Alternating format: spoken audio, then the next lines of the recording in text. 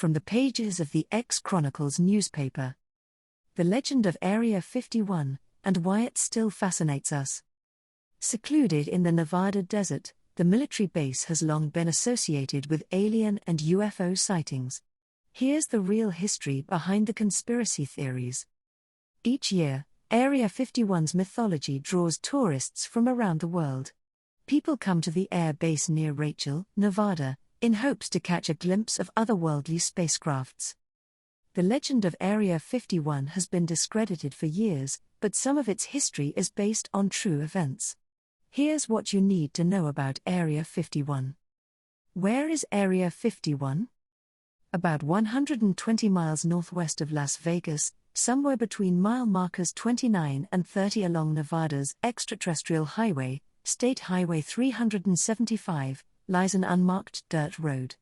Although no buildings are visible from the asphalt, the track leads to Groom Lake or Homey Airport, as it's called on civilian aviation maps.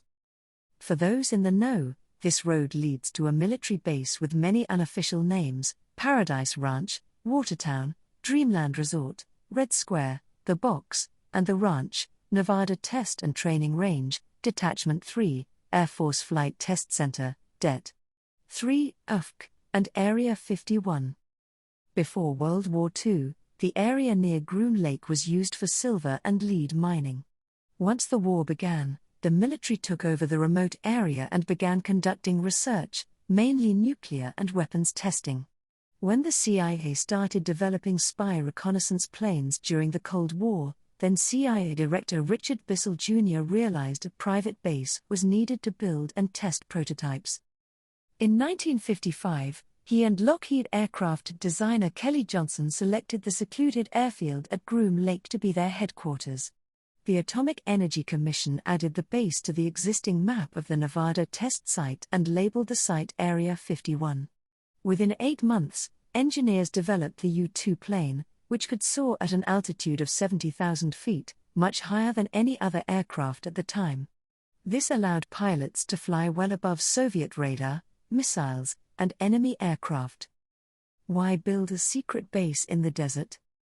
When the CIA started developing spy reconnaissance planes during the Cold War, then CIA Director Richard Bissell Jr. realized a private base was needed to build and test prototypes. In 1955, he and Lockheed aircraft designer Kelly Johnson selected the secluded airfield at Groom Lake to be their headquarters. The Atomic Energy Commission added the base to the existing map of the Nevada test site and labeled the site Area 51. Within 8 months, engineers developed the U-2 plane, which could soar at an altitude of 70,000 feet, much higher than any other aircraft at the time. This allowed pilots to fly well above Soviet radar, missiles, and enemy aircraft. After a U-2 was shot down by a Soviet anti-air missile in 1960, the CIA began developing the next generation of spy plane at Area 51, the titanium-bodied A-12. Nearly undetectable to radar, the A-12 could fly across the continental United States in 70 minutes at 2,200 miles an hour. The plane also was equipped with cameras that could, from an altitude of 90,000 feet, photograph objects just 1 foot long on the ground. Aliens and UFOs become part of Area 51 lore. Area 51 became forever associated with aliens in 1989 after a man claiming to have worked there, Robert Lazar, gave an interview with a Las Vegas news station. Lazar claimed that Area 51 housed and studied alien spacecraft and that his job was to recreate the technology for military use.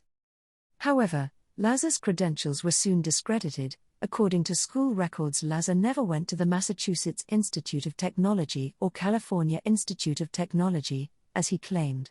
At the time, though, engineers at Area 51 were studying and recreating advanced aircraft, just aircraft acquired from other countries, not from outer space. Nevertheless, with all of the high-tech flights out of Area 51, including more than 2,850 takeoffs by the A-12, reports of unidentifiable flying objects skyrocketed in the area. The aircraft's titanium body, moving as fast as a bullet, would reflect the sun's rays in a way that could make anyone think, UFO, sources told journalist Annie Jacobson for her 2011 book on Area 51. Is the truth out there?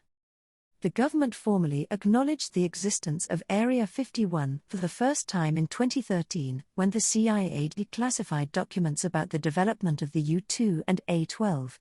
Previously, locals knew something odd was happening in the desert, but details were scarce and hard to verify.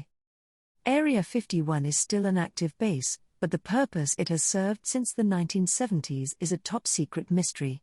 It will be a few more decades, at least, until current work is declassified and available to the public. The site continues to be a pillar of U.S. alien mythology. A 2019 interview with Lazar on a popular podcast inspired a Storm Area 51 event, in which about 6,000 people showed up in the desert to look for evidence of aliens. It ultimately morphed into a festival celebrating all things alien. Even today, Area 51 draws believers and skeptics who frequent the small but thriving trail of alien-themed museums, restaurants, motels, parades, and festivals, all in hopes of discovering that the truth really is out there. For more stories from the pages of the X Chronicles newspaper, visit www.xchronicles.net.